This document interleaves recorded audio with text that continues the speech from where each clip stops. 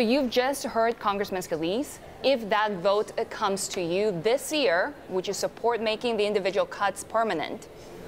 I have no idea, because tax bills are big, complicated pieces of legislation. I didn't support the first tax proposal plan that obviously got passed here in the Congress because I thought it was bad policy. There were certain aspects of it that I supported, but I think in general we could have done a much better job with that tax reform proposal. It could have been more responsive to the problems we have in the economy, and it could have been done in a way that was more fiscally responsible across the long term. It sounds like what Whip Scalise was talking about was trying to do something for political purposes, the way he described that, which is not how I think about tax policy. So I can't really comment because I don't know what they're talking about, to be honest with you. Having said that, individual tax cuts being permanent would help the American public. That's been the key criticism from the Democrats of not supporting this package. Right. Well, because the corporate rates were permanent and the individual rates weren't, which I think a lot of us, among many objections we had to this, we didn't see why that was fair.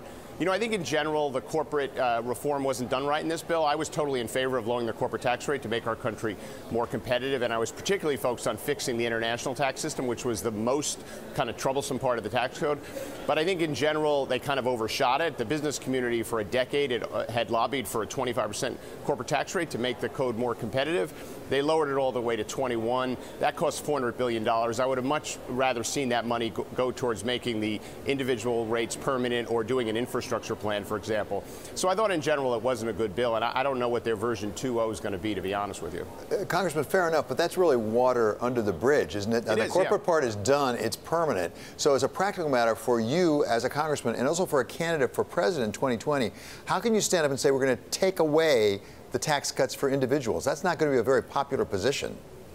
I don't want to do that, right? But nothing is permanent, right? That's why we have a Congress, and that's why we have legislatures. We're supposed to do the right thing for the American people.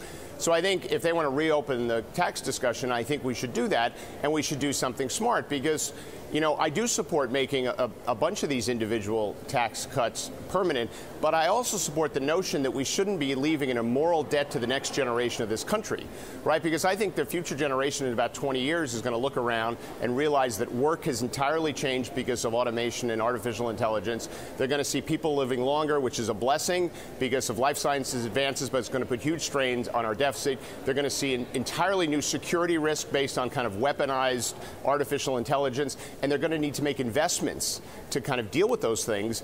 And what we're doing right now is putting them in a position where they'll have no financial flexibility. So I don't think anything is quite permanent. When you bring something to the floor of the House and you want to make certain individual tax cuts permanent, which I totally be in favor of, I think we should look at other things to try to pay for this and do something that's more responsive to the problems we have in the economy. So goodness knows that's a great point. We are spending an awful lot of our children's and our grandchildren's money, and a lot of people, particularly in Wall Street, are really concerned about that. Bond markets are concerned about it. Rightly so. But does that really lie in the mouth of Democrats? I mean, apparently the deficit hawks have gone away from the Republicans, but the Democrats have never been known to be very frugal with the money. Let's be honest. Look, I think for a generation we have been imprudent with the resources that we have in this amazing nation of ours. And that old campsite rule, you're supposed to leave the place better than you found it, which is the way I've tried to live my life with every institution or organization I've been involved in. We're not doing that here. We're not doing that in Washington. We're fundamentally leaving, in my opinion, two very large debts to the future generation. First, a fiscal debt, and secondly, quite frankly, kind of an environmental debt, because we're not doing anything against climate change, which some future generation is going to have to deal with, and it's going to cost a lot of money. So we're very short-sighted, and one of the problems I have with the administration is it's somewhat backward-looking.